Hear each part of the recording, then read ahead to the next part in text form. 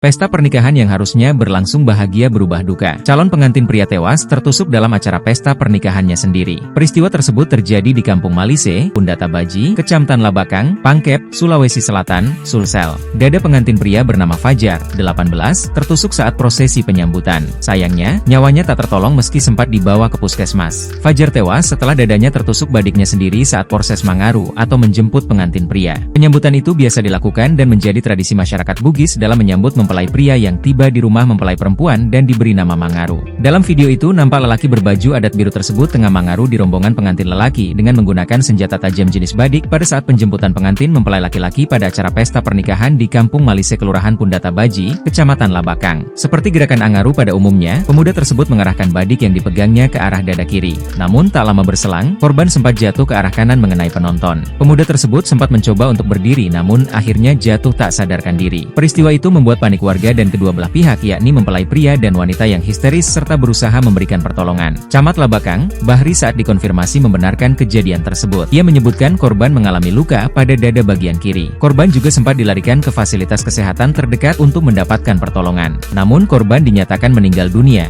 Tutupnya. Peristiwa tragis itu juga disaksikan Hartono Dege Nyonri, 50, yang juga orang tua korban, serta keluarga lainnya Dege Lalo, 70. Jenazah korban pun dievakuasi ke rumah duka dan dimakamkan sore harinya.